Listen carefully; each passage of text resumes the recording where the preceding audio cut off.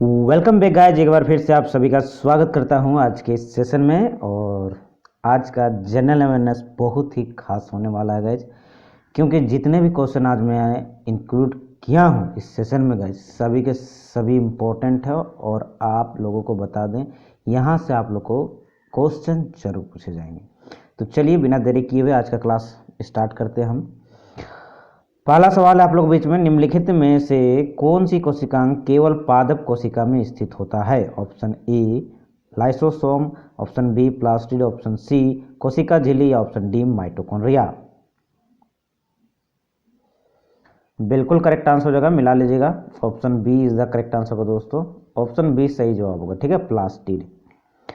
अगले सवाल की ओर बढ़ते हैं। क्वेश्चन नंबर 2 है, अस्थियों से मांसपेशियों को जोड़ने वाला संयोजी ऊतक क्या कहलाता है गाइज?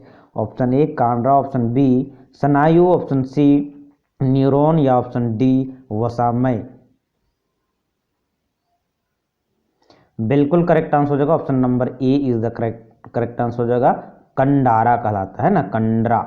अगले सवाल की ओर बढ़ते हैं। क्वेश्चन नंबर 3 है, निम्नलिखित का मिलान करना है। एक में बोलता है प्रकंद, बी में 2 में बोलता है बल्ब और सी में बोलता है कंद। तो इसका आपका मिलान करना है अब अब सामने क्या होगा?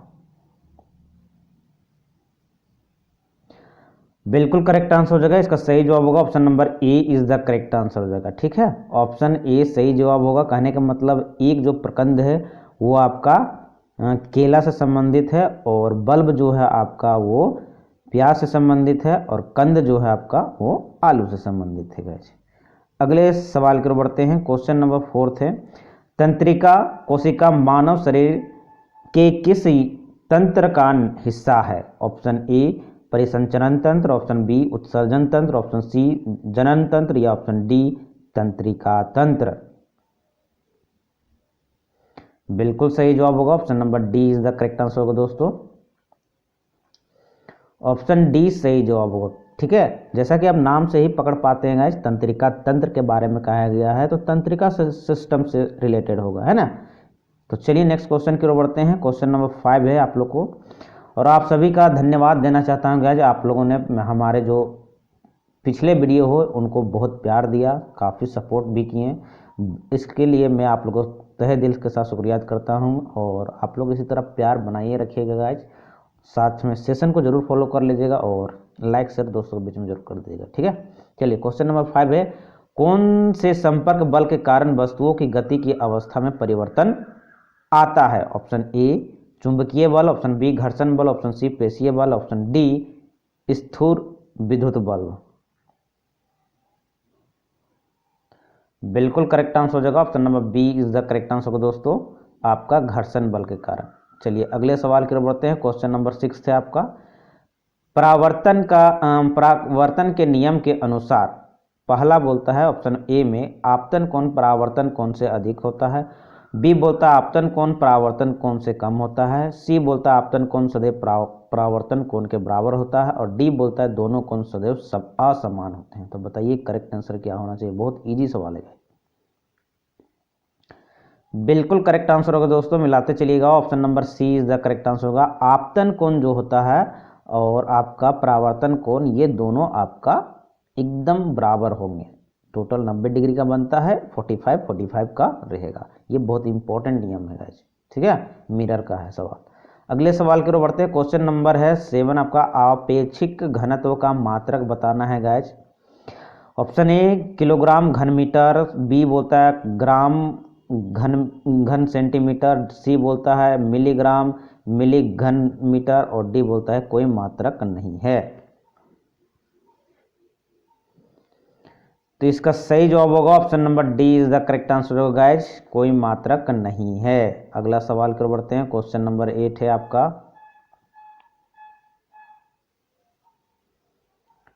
इंपॉर्टेंट क्वेश्चन है गाइज।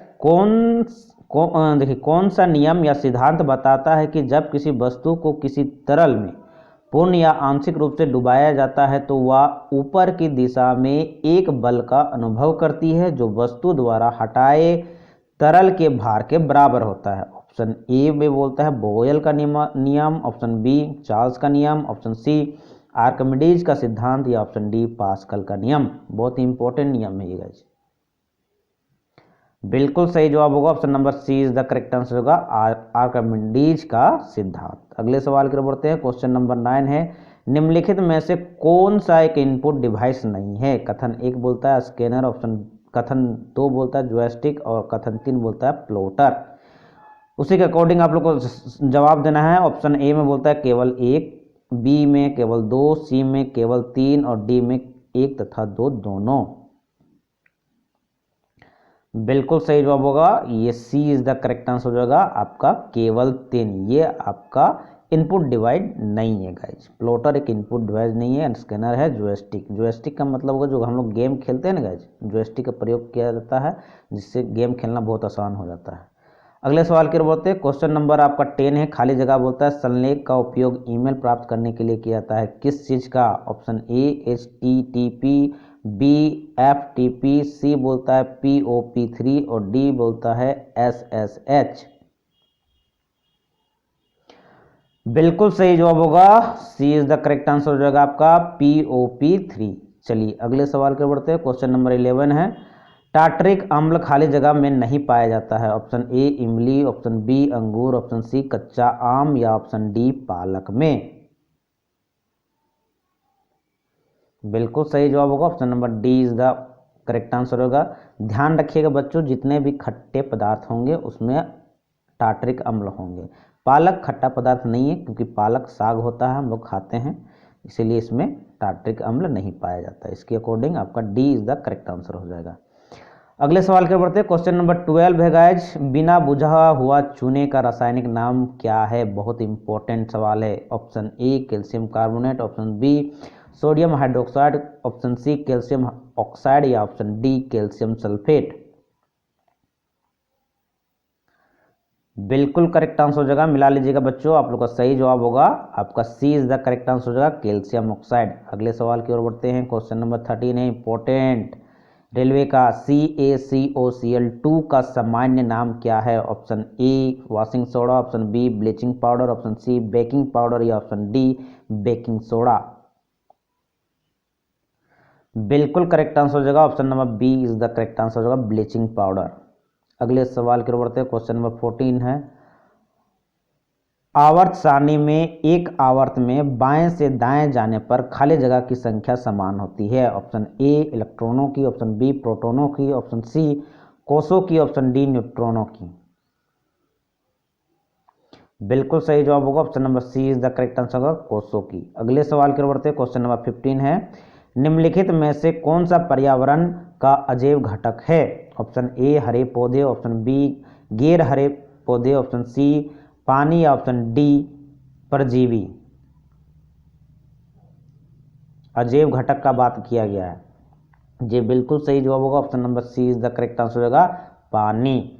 अगले सवाल की ओर बढ़ते हैं। क्वेश्चन नंबर 16 है गाइज, किस उद्योग से मुख्य तौर पर जैव प्रदूषक सेलुलोज रेशो का उत्पादन होता है? ऑप्शन ए खनन उद्योग, ऑप्शन पहला में है गाइज कथन है, पहला कथन बोलता है आपका खनन उद्योग, दूसरा में है साबुन तथा डिटर्जेंट उद्योग और तीसरा बोलता है कागज और लुगदी उद्योग। ऑप्शन आप लोग को दिए गया, ऑप्शन ए में बोलता है केवल 1, बी में केवल 2, सी में केवल 3 और डी में 2 तथा 3 दोनों। तो बताइए कि सेलुलोज रेशो का उत्पादन जैसे जैव प्रदूषक है गाइज, ये किस उद्योग से आते हैं यानी उत्पन्न होते हैं? जी बिल्कुल सही जवाब होगा option number C is the correct answer हो जाएगा केवल और केवल 3 यानी कागज और लुगदी उद्योग से। अगले सवाल की ओर बढ़ते हैं। क्वेश्चन नंबर 17 है दोस्तों आप लोग के बीच में, निम्नलिखित में से कौन रबी फसल नहीं है? ऑप्शन ए जौ, ऑप्शन बी गेहूं, ऑप्शन सी मूंगफली और डी बोलता है सरसों। बिल्कुल करेक्ट आंसर हो जाएगा guys option number C is the correct answer हो जाएगा मूंगफली। ठीक है, रबी फसल सबसे पहले समझिए कि रबी फसल क्या होता है। रबी फसल वे फसल होते हैं जो कि जाड़े में उगाया जाता है, ठीक है, जाड़े के मौसम में वो रबी फसल होता है। अगले सवाल की ओर बढ़ते हैं। क्वेश्चन नंबर 18 है, किसी रोग के लिए स्वास्थ्य एवं परिवार मंत्रालय द्वारा टेस्ट एंड ट्रीट नीति प्रारंभ की गई। किसी रोग के लिए स्वास्थ्य तथा परिवार मंत्रालय द्वारा टेस्ट एंड ट्रीट नीति प्रारंभ की गई? ऑप्शन ए चेचक, बी HIV, सी बोलता है पोलियो और डी बोलता है क्षय रोग।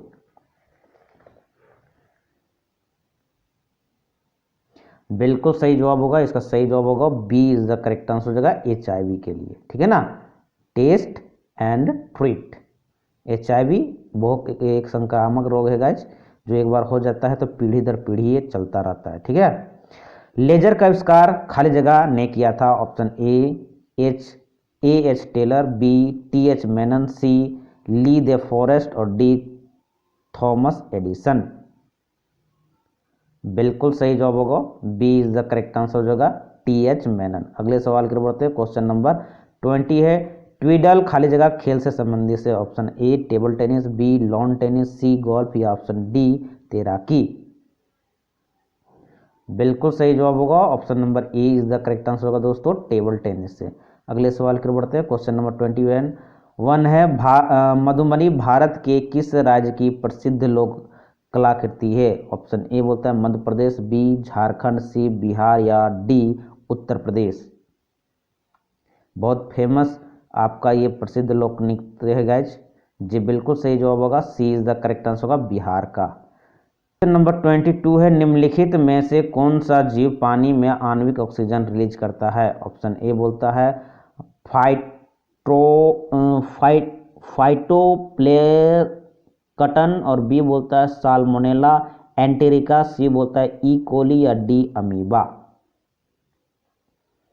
बिल्कुल सही जवाब होगा, option number A is the correct answer होगा दोस्तों आपका फाइटोप्लैंक्टन, ये हो जाएगा, है ना, ऑप्शन ए। चलिए अगले सवाल की ओर बढ़ते हैं। क्वेश्चन नंबर 23 है, द रेड साड़ी खाली जगह के द्वारा लिखी गई? Option A Mamata Banerjee, B Xavier Moro, C Malala Yousafzai और डी नील मुखर्जी।